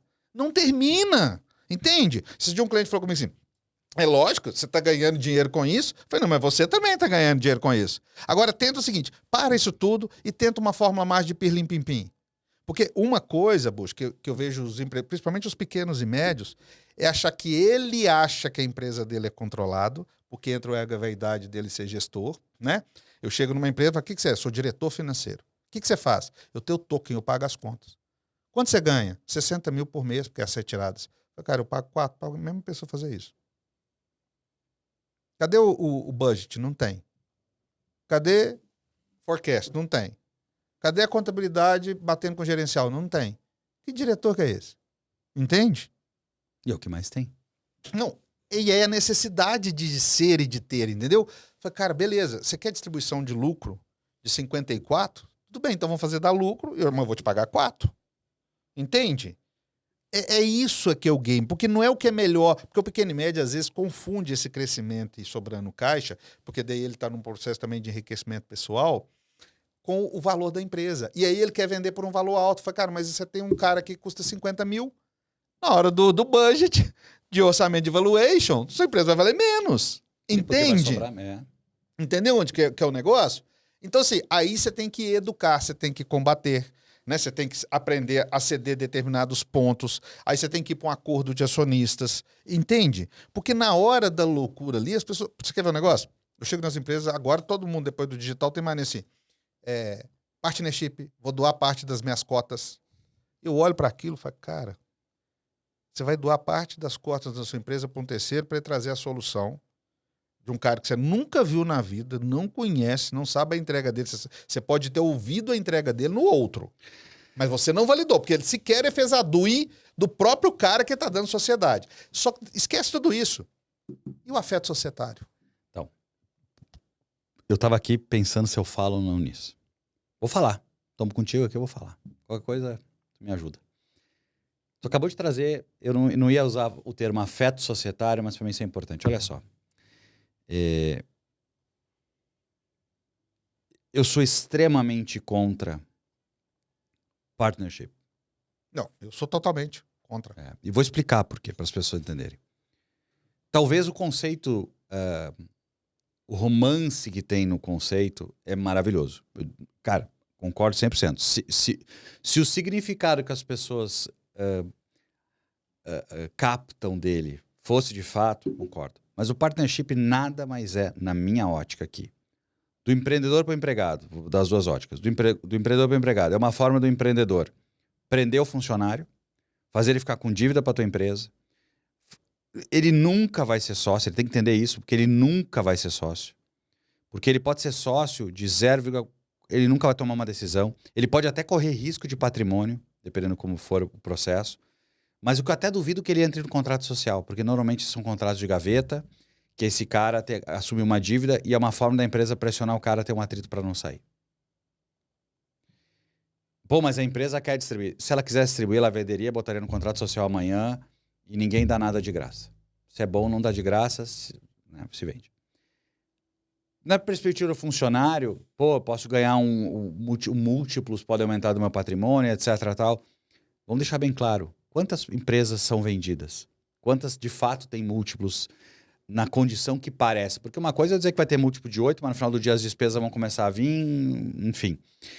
E segundo, cara, o que tu ganha versus perde? Tu perdeu tua liberdade, tu vai ter um não compete. Tu vai ter um monte de coisa como funcionário. Então, eu não vejo o partnership como uma coisa boa para o funcionário. Agora, olhando para a ótica da empresa. Pô, eu consegui prender o cara e tal. Mas no final do dia, tu tá chamando de sócio pessoas que eventualmente tu não tem afeto só porque elas desempenham um papel muito bom. E eu tenho um grande amigo, tu também tem esse mesmo grande amigo, que eu tava numa mesa com ele um dia, ele falou assim, ó, eu não faço negócio com esse cara. Esse negócio pode ser bom de dinheiro, pode ser bom de mercado, pode ser bom de visibilidade, mas não é bom de caráter. Eu não vou fazer. E o partnership não prevê isso. Por mais que venha me dizer, não, porque todos os sócios juntos tomam decisão, que não sei o quê. Desculpa, não é assim que funciona.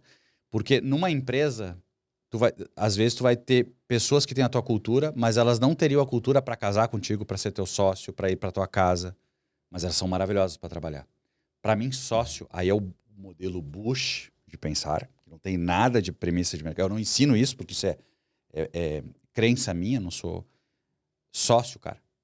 É alguém que eu espero muito mais do que está no contrato. É como eu acredito. Eu acho que a sociedade não é o que está no contrato. Estou sendo romântico, né? Mas por que isso? Porque, cara, é sócio. Sócio. Senão é parceiro. Eu tenho outra visão. Mas é polêmico. Eu fui meio... Mas eu vou pimentar a polêmica, posso? Pode. Tem mais um detalhe. Pode. Você contrata o cara mais barato, esse cara deveria ganhar 15 no mercado, você paga ele 7, porque você deu partnership, com a promessa do equity ser a compensação disso tudo. Uhum. E equity acontece quando? Quando vende. Não, depois que vende e entrega o que vendeu. Entende? E aí vamos dar exemplos práticos. Eu toda vez que vejo esse assunto em pauta, vou falar do que é público. Assiste o We Crashed. Assiste o seriado que fala da Uber. Assiste, gente. Depois discute. Eu, em 20 anos, eu tenho que falar de experiência e fato. Repertório, fato. Porque eu gosto de compliance, porque você trata fato. Eu não conheço um caso de quem deu parte da sociedade para qualquer, independente de carado, o cara ter carado, o cara ser bom de serviço, independente, que deu certo. Independente. Porque chega uma hora que entra a questão do afeto societário. Assim como acordo de acionista. Eu nunca vi problemas societários por questões de objetivo do negócio. Mas eu vejo assim, um trabalha mais do que o outro, um tira mais férias do que o outro, um vai trabalhar sábado, o outro não, entende? Então as pessoas querem pular o óbvio. Aí você põe 30 pessoas para discutir essa pauta de quem vai trabalhar sábado com partnership. E fato é, por que as big techs têm demitido em massa? E é um assunto novo. As pessoas... Modismo é um negócio de época, né? Então é o seguinte, tudo isso é muito novo. Eu quero saber o seguinte, e agora? O cara que foi seu funcionário, sócio, partnership, não sei como é que isso tá, foi demitido, não teve equity. A empresa está sem caixa, está com burn. Grandes instituições, para não falar de todas as pequenas startups, né, que não acontecem. E agora? Como é que vai ficar essa história daqui para frente? Eu não sei. Eu estou assistindo a esse filme. Porque as pessoas querem bater selfie e tomar conclusão. Depois de 20 anos, você entende que o filme bom, só nos últimos 10 minutos é que te surpreende, entendeu ou não? É. Então eu estou assistindo esse filme. E todas as vezes que eu falei isso, eu fui extremamente criticado. Extremamente. As pessoas falam, você está querendo matar. Como é que você não dá valor? Eu falo, não, quem não está dando valor um no outro são esses ditos sócios. Agora te faço uma pergunta. Tu não concorda que distribuir riqueza é muito mais importante do que distribuir partnership? Sem a menor dúvida. Entende? E- Por que e- que o cara não faz isso? É E exatamente às porque ele vezes não quer distribuir E riqueza. às vezes também não só riqueza, a oportunidade. Quando eu digo riqueza no sentido isso. de riqueza no sentido do que a empresa gerou de dividendos, né? Imagina tu tá comigo e dizer assim, tá comigo, Bel, tu tá resolvido, eu vou te ajudar. Tu vai ganhar, eu ganhei mais, tu vai ganhar mais. O que eu puder ter de oportunidade, eu vou te dar. Se tu consegue criar esse conceito, óbvio, né, gente? Se numa empresa que tem 50 mil funcionários, tu não vai fazer, mas... Pois é, Bush, mas e nesse ponto aí eu tenho um cuidado, sabe por quê? Imagina uma empresa que está crescendo. Atrás disso vem necessidade de capital de giro. E todo mundo fala de dar mais, de distribuir dividendos, distribuir lucro, de alguma forma, não importa qual, dar bônus. Eu acho isso ótimo. Tá bom, mas na hora de assinar um empréstimo de 10 milhões e colocar como aval a casa da vida dele, a mulher e os filhos, ele vai fazer? Não, óbvio. É porque eu acho que tem que ter as duas pontas. Não, Eu acho assim, existem... todas as vezes que eu vou pro game, eu falo o seguinte, então tá bom, então tem que estar no risco. A minha medida é essa. Não, certo. Agora, eu quero dar bônus mesmo, mas bônus, sem comprometer a minha empresa está dando mais lucro, porque às vezes sua empresa está dando mais lucro pelo risco que você assumiu. As pessoas colaboraram com aquilo. Beleza? Então, vamos dar... Bom ponto. Entende? Gostei. Mas a minha adorei. pergunta é, na hora que chegar o empréstimo, isso eu já vi acontecer assim, pai deu 5% pro filho e pro filho, beleza? A empresa cresceu demais, a empresa precisou endividar. Chegou o empréstimo que era o da vida. Se eles não fizessem, vocês não pagavam folha na época, em detrimento do boom que eles tiveram de crescimento de mão de obra, beleza? Precisou do capital. O marido da filha falou, não assino. Não vou ser aval dessa operação. E a empresa dependia disso. E aí, a filha virou na mesa de governança e falou assim, vocês estão me pressionando porque eu sou mulher. Se eu pôr meu marido aqui dentro, então peraí. O pai deu uma cota para a filha, não foi pro genro. E ela já queria trazer o terceiro para a mesa de uma decisão de uma operação que ele sequer conhecia. Entendeu? E aí o irmão começou a lavar roupa suja com a irmã. E o pau comeu. Entendeu ou não? Deu um problema danado, familiar e societário. Beleza? E tivemos que comprar a parte que foi doada. Não tinha tempo de equity, tá? Pouquíssimo tempo, não valorizou nada. Tivemos que comprar. A parte foi doada porque o marido não aceitou a devolução das cotas.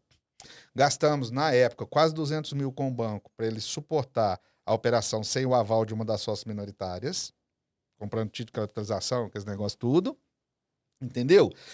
E para a família virou um problema. Aí eu vou fazer uma pergunta. Porque a gente fala muito de parte de gênero, mas independente do modelo, mesmo no tradicional, entende? Porque as pessoas não estão prontas para o todo. Elas não entendem o processo como um todo. Elas não entendem o processo a ponto de tomar essa decisão de doar cota. Entra o que você falou. E se essa empresa tivesse uma dívida tributária, trabalhista, e fosse todo... Entende? Cotas não é brincadeira, gente. Cotas é um negócio muito sério. Entende? E aí, assim... Só pra você entender, o final disso foi um dia ela me procurou, porque eu fui muito duro lá na reunião. Ela falou, cara, hoje eu te entendo. Ela teve 3 filhos na sequência, entendeu? E aí desmistificou tudo aquilo, entendeu o que era a operação da empresa. Tá. Então, assim, é isso. Mas naquele momento, quase quebrou a empresa. E aí eu vou falar, às vezes, né, nós somos pais, né? Da cota pro filho, nós estamos sendo maduros com o CNPJ, nós preparamos o projeto sucessório do cara entender o que é isso. Tem que escolher vencer, cara. Tu não tem que no dia que a mulher ou o marido, né, o companheiro, né, independente do sexo, chega lá e fala na cabeça, o que você está fazendo aí? O que você está assinando? Entendeu? É isso que eu acho que as pessoas têm que entender. E quando entender a dureza disso, porque você quer ver um negócio? Você polêmica aqui. PLR. Cara, distribuir o lucro de 20 anos de uma empresa, eu queria saber se ia entrar no cheque especial do primeiro. Então, eu sou da seguinte filosofia. Você está no primeiro ano, era só cheque especial e juros. Você quer? Você vai pagar isso? Dormir em hotel ruim, rodar 10 mil quilômetros, comer comida ruim. Entende? Agora que está com 20 anos. Aí você vai ter parte do mérito. Não, se você está com 1 ano, você não contribuiu com 20. Porque 20 anos, o lucro é agora, de 20. Lá era prejuízo, era burn. Entende? Eu analiso muito por esse lado. Gostei da tua visão de maturidade. E eu maturidade. acho que isso estimula as pessoas a entender que tem uma jornada. Porque do jeito que está hoje, às vezes, por isso que trouxe isso tudo, eu entro, já estou ganhando prêmio, já estou ganhando lucro, já estou ganhando... Cara, o que eu contribuí para aquilo? De fato, na prática. Eu não quero... Eu tô falando de desvio de função e tô ganhando lucro. Opa! E você imagina isso para equity, porque eu não sei, né, o que o pessoal sabe. A DUI mais pesada é a societária. Se esse cara tem uma terceira empresa, foi aval do cunhado, do sogro, do pai... Você bota tudo em... Traz tudo isso pro negócio e desfaz um M&A. Entendeu? Tem esses detalhes. Então, vamos pensar o seguinte. O Bill Gates chegou e vai ser sócio do Bush, você me contrata como advisor. Pô, mas é o Bill Gates, eu vou falar com esse cara, vamos fazer DUI dele. Mas ele tá me comprando, vamos fazer DUI do comprador. Ué. Por que não? O cara vai ser seu sócio. Você vai pôr um sócio sem fazer DUI dele, independente do nome, né, do projeto que ele, da projeção que ele tem no mercado? Cara, isso pra mim é uma loucura de um tamanho. Porque todo mundo quer olhar pro dinheiro e pra oportunidade e vira pra mim. Não, tem que ser rápido, porque senão eu perco a oportunidade. Falo, qual oportunidade que eu não vi até agora? Ah, só porque é o Bill Gates? Entendeu? No sentido, Não, né? entendi. De ilustração aqui. Entendi. Entendeu ou não? E outra coisa, o afeto societário vai permitir um contribuir com o outro, que é aquilo que você falou de alma de sócio, né? Por que existe um empreendedor? O empreendedor, o cara, que trabalha sábado, domingo, feriado, sacrifica o filho, sacrifica a mulher. Aí eu vou colocar um cara. Eu não sei se ele é. Porque e não tem certo e errado. Cara, eu acho que uma copeira é tão importante quanto um CEO de uma empresa, na minha visão. Você entrar num banheiro digno, que a faxineira cuidou, é tão importante, pra minha visão. Uhum. Mas Concordo. cada um dentro do seu setor, da sua qualificação. Entende? E assim como eu acho que para ser empreendedor e ser sócio, é diferente de você ser um ótimo executivo. Talvez ser um ótimo executivo, mas não está pronto para ser empreendedor. Você não está pronto para ser sócio. Entende? As pessoas estão misturando, eu acho isso. Eu acho que o cara pode ser um ótimo executivo a vida inteira, às vezes ganhar mais dinheiro do que o próprio empreendedor. Às vezes ganha mais dinheiro que o próprio empreendedor das empresas que passou principalmente no início de carreira. Uhum. Né? Se o cara for bom. Eu conheço vários executivos que é muito mais rico do que os empresários que trabalhou para ele no passado. Mas muito mais rico. Entendeu ou não? Total. E entende? Essa é a minha premissa. E é isso que eu debato em mesa.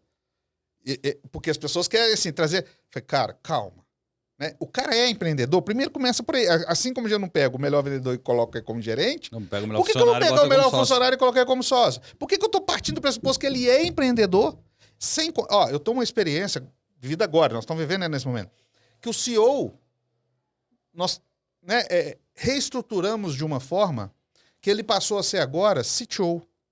E ele está muito feliz. Palavras dele comigo. E ele era sócio. E ele hoje não é sócio mais. E ele está muito feliz. Feliz. Palavras dele comigo. Hoje eu sou muito mais feliz.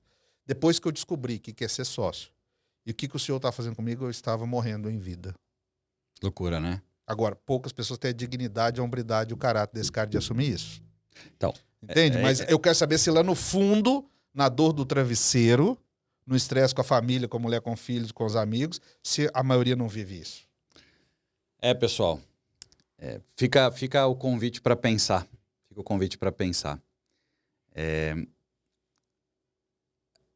A gente, principalmente nós latinos, a gente tem muita subjetividade nas coisas, né? Não gosta de ficar mal com as pessoas, mas tem que colocar mais à luz essas situações, porque muita empresa passa problema por não ter essa maturidade, seja de seguir método, seja na questão de sonhar que na venda que o cara vai ficar rico e não entender que é no resultado que ele fica rico, né? Porque a venda de uma empresa que dá resultado, aí sim ele vai ganhar dinheiro. Mas se ele vender a empresa e não der resultado, ele não vai ganhar dinheiro e ele perdeu a empresa dele, né? E principalmente essa questão de partnership de sócio. Polêmico, a gente podia fazer mais uns 3 podcasts só falar disso. Só disso. Eu quero te fazer uma pergunta que eu faço sempre no final aqui do podcast.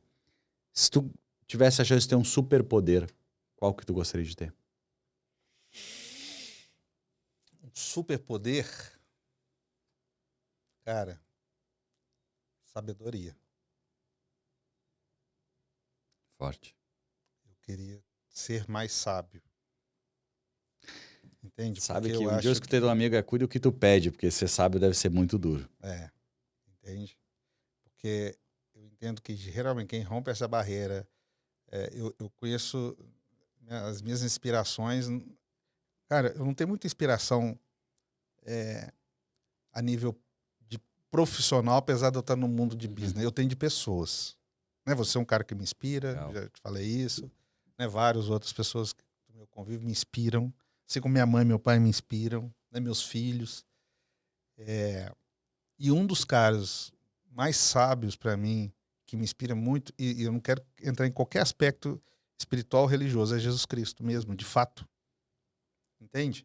Eu acho que para chegar lá, cara, falta muito disso tudo. Sabedoria. Sabedoria, entendeu? Então, assim, eu queria muito ter esse superpoder, porque eu acho que eu ia deixar de errar, de fazer Não, total. muitas coisas, sabe? Então, eu acho que a sabedoria é algo. Diz que sábio é o cara que não. Porque todo mundo fala o seguinte: liberdade é eu fazer tudo que eu quero. E existe, né, uma filosofia que fala que liberdade é você não fazer o que você quer. Né? E eu acho que para isso só com sabedoria. Entende? Eu entendi a profundidade dessa tua fala aí. É muito boa essa fala. E aí, essa barreira da sabedoria, eu acho que ela integra todos os aspectos da nossa vida, né? Melhor Todas que sair de as um problema é não células. entrar em um, né? Exatamente, entendeu? É. Um livro que te marcou. Não o melhor livro, né? Mas sim, de vários livros que tu tenha gostado. Quem conhece que a te minha marcou. história, meu filho mais velho tem até o nome, chama Paulo Estevão. É um livro que eu li que transformou a minha vida pessoal. Né? O Assis como pessoa, como ser humano, né? Eu diria até o Alexandre, né? E que me causou, eu tenho verdadeira perspectiva que eu era uma pessoa antes e sou uma pessoa depois. Como é que é o nome? Paulo e Estevão. E meu filho mais velho chama Estevão por causa desse livro. Que legal. Coincidiu, se foi bem na época e tal. E foi realmente um livro assim, volta a assistir, você tirar o aspecto religioso, mas se aprofundar na essência que está ali, foi um negócio que me transformou. Eu chorava compulsoriamente num carnaval, eu era solteiro, entende? Com meus amigos de rotina de saída da época, né, e tudo, e foi um negócio que realmente virou minha chave. Eu acho que eu passei a ser mais homem. E aí eu acho que entra a vida toda, né? O universo conspirando, porque eu ia ser pai na sequência. Eu ia dizer, isso de um cara que desde os 11 anos tinha que ser... Eu não sabia que eu era pai quando eu li ele, entendeu? Não, eu fui logo depois. Mas a vida foi te preparando. Isso. Eu acho que fui, mais uma vez, Papai do Céu sendo benéfico comigo. Tipo, ó, vou te dar conhecimento. Porque o que eu era nessa época não conciliaria com uma vida familiar e tudo mais. Entende? Tu tem filhos já grandes, eles já entendem, né? Mas, sei lá, daqui a 20, 30 anos tu vai estar falando com os teus netos, ou talvez com os teus filhos não lembrem. Como é que tu vai contar sobre a época do Covid para eles? Cara, eu tenho um filho de 12, o Estevão, de 4, o Emmanuel, né? O Estevão viveu a Covid aí numa infância mais avançada, né? O Emmanuel nasceu na Covid, né? Literalmente. Ele tinha 1 ano e meio, 2 anos. E a Covid é um negócio que me deixa triste no seguinte sentido, cara. Eu pensei que o mundo e o ser humano e as pessoas iam se modificar pós-Covid. Tá? Vou te dar um exemplo banal, mas para eu só escuto isso, cara. Eu cheguei numa rede hoteleira, desci do quarto, cheguei pro cara e falei, cara, não tem toalha de rosto lá no quarto. Eu falei, não, nós não fornecemos toalha de rosto. Eu lembro demais do que você fala do foco no cliente, né? O cara tá com foco em custo. Pô, eu adoraria escutar um cara desse. Eu ia subir no balcão, cara. Não, você imagina um cara igual eu. Eu sou extremamente ligado à higiene, essas coisas, cara. Então, aí eu vou no banheiro, eu vejo as pessoas usando o mictório e saem sem lavar a mão. Né? Isso é a banalidade do negócio, mas na essência, eu entendi que a Covid, todo mundo ia sentir falta de ser humano. Né? Pessoas precisam de pessoas ali e conviver e entender que sem o outro, independente do que o outro seja, porque todo mundo quer ser CEO, CFO, executivo, vender empresa. Cara, não, tem o cara que faz o pão ali, esse cara é tão importante na minha vida como qualquer outra pessoa, entendeu? Fica sem pão pra ver. Exatamente, que as pessoas iam se despertar para determinadas coisas. Eu fico muito triste, assim como eles vão no banheiro e não lavam a mão, né? O cara tosse em cima da sua comida hoje, né? Que a essência... E parece que não aconteceu, né? Nada, cara. E assim, eu acho difícil alguém não ter vivido algum drama real muito próximo, né? Eu também acho. E que as pessoas, como ser humano, não se tornaram melhor, mais empáticas. Sabe que tu é a segunda pessoa aqui no podcast que fala exatamente isso. Que existe uma decepção frente à sua expectativa de achar que o ser humano ia evoluir. A empatia, vou chamar assim, né? E me fez refletir a primeira vez e agora para mim ficou muito mais forte. Eu não estava vendo isso, sabe por quê? Porque eu cresci como pessoa e eu não estava enxergando isso. Porque eu realmente aprendi muito mais nesse período. Foi um período muito diferente para mim, a pandemia. A pandemia, ela trouxe desafios profissionais, ela fez mudar minha caminhada profissional, ela fez me trazer uma outra maturidade de propósito. A gente falou muito de propósito e tu, né? Foi o período que eu mais próximo fiquei da minha família durante os últimos 20 anos. Então eu me senti uma pessoa muito mais conectada com os meus valores. Só que realmente, escutando tu e essa outra pessoa que comentou comigo, é visível de ver que o ser humano parece que ele não tá lembrando a essência. Ele tem que, por isso que eu digo, tem que ter... É difícil. É difícil. Porque assim, a gente vive num mundo hoje que tá ficando muito cada um por si. Por exemplo, o pessoal me critica muito que eu sou um cara muito generoso, né? Uns acham que eu sou muito bobo. Vou exemplificar por quê. Eu ser bom com as pessoas não quer dizer que eu sou idiota. Eu ser bom com as pessoas quer dizer que isso é minha essência. Entendeu? Mas eu sei fazer resultado com isso. Porque a vida é assim. Seja bom que alguém das pessoas vão ser boa contigo. É que começamos a conversa aqui do podcast. E as pessoas me criticam, porque tu dá palestra de graça, porque tu ajuda as pessoas a caixinha no Instagram todo dia, que tu ganha com isso e tal. Que eu ganho não, cara, eu sou isso. Entende?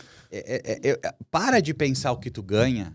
Óbvio que eu não vou fazer coisas que não tem propósito de eu fazê-las. Mas, tipo, eu não vou mudar o jeito que eu sou porque eu ganho ou não ganho. Eu não tô fazendo... Eu nunca fiz por ganhar. Quando eu lavava caminhão, tu acha que eu fazia tal coisa porque eu ganhava? Não ganhava nada. É como tu falou no início, entende? Eu acho engraçado esse negócio. Ganhar e levar vantagem. Tem umas coisas que no meu vocabulário eu fico assim. Sabe por quê? Porque quando você faz o que você ama, não é dinheiro que vai te pagar aquilo, cara. Eu vou te ser muito sincero, eu tive uma reunião essa semana com um cara que tá com uma grana boa no bolso, vendeu uma empresa. Ele falou, cara, como é que vai ficar essa assessoria sua? Eu falei, cara, eu tô tão feliz de estar aqui, não ter um contrato. Eu poder ser eu contigo, assim, sem você entender o que eu sou, sem levar vantagem, sem ganhar nada de você. Que isso, pra mim, já tá me pagando 10 vezes o que poderia, entendeu? Eu falei exatamente isso com ele.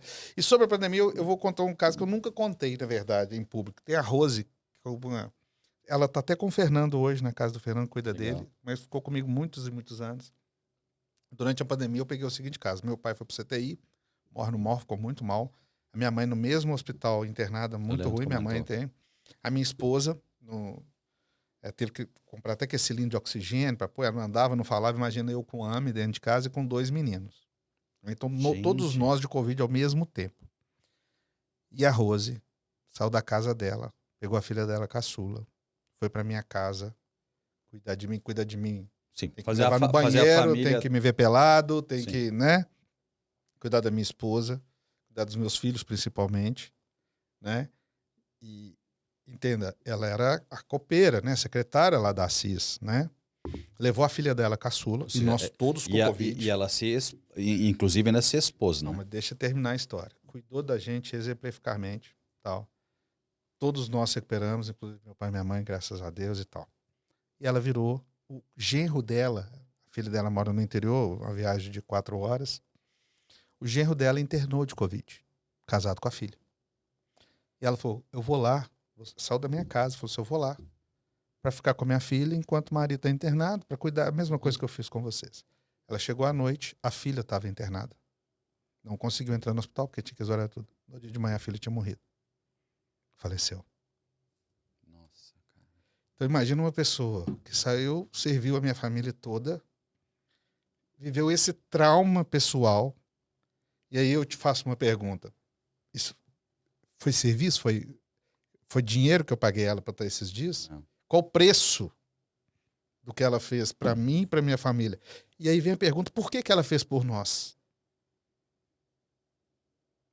Então, quando você tem relações que não tem mais do que só dinheiro, só contrato, entra um pouco tudo que você me perguntou da essência da Assis.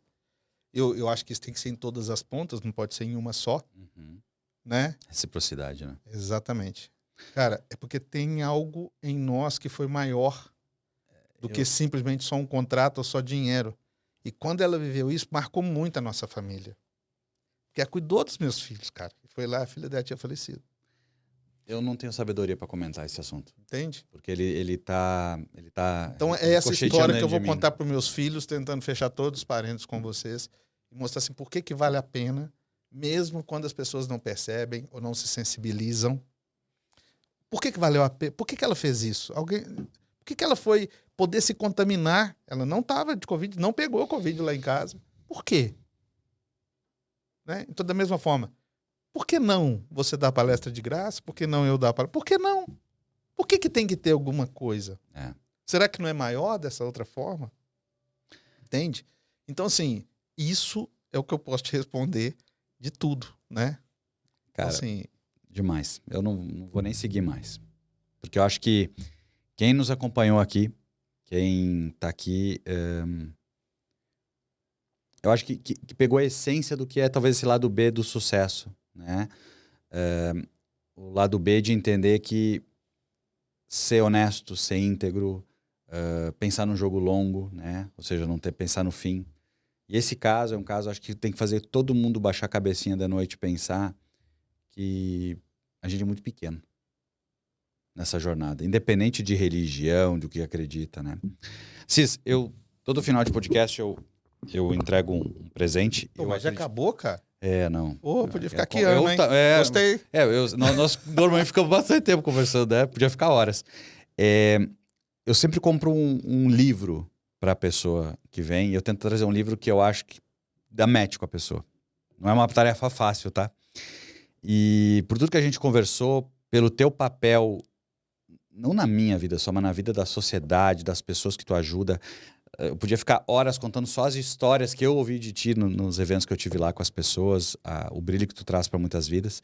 Eu espero que esse livro tenha um vínculo legal para ti. O título dele é Nascido para Propósito. Eu vou apresentar para a câmera, né, cara? Quem está nos ouvindo é Nascido para um Propósito. É um livro que mostra muito para quando tu descobre o porquê do teu papel, né? E ver o quanto tu é maior do que tu acha que tu é. Porque tem muita gente que está lá executando uma tarefa simples e que acredita que é uma vítima da sociedade, né? Eu fui vítima por muito tempo, tá? Eu te escuto com 11 anos, 12 anos, 13 anos, tu falando lá e tu, não vou ser vítima dos meus pais e tal. Não que eu era uma vítima, assim, mas eu sempre achava que tinha uma entidade externa me penalizando por por que eu mereço isso e tal. Só que eu tive uma vantagem. Os meus valores sempre foi de uma pessoa de ajudar muitas pessoas, ser muito bom com as pessoas. E eu entendi depois o porquê, né? A vida me mostrou o porquê. Não tinha como ser diferente. Tinha que ser assim. Então, eu achei esse livro muito legal de te dar, porque tu é uma pessoa assim. Tu é uma luz para muita gente, né? Inclusive para mim. Então, obrigado de coração. Muito feliz de ter participado desse tempo contigo. Teremos outros podcasts, Faz né? questão de estar presente. Então, pessoal, esse é o seu Alexandre Assis. Assis, porque o pessoal quer te seguir no Instagram, etc. Qual é a rede social? Outro já... Hoje eu já sei, velho. Instagram.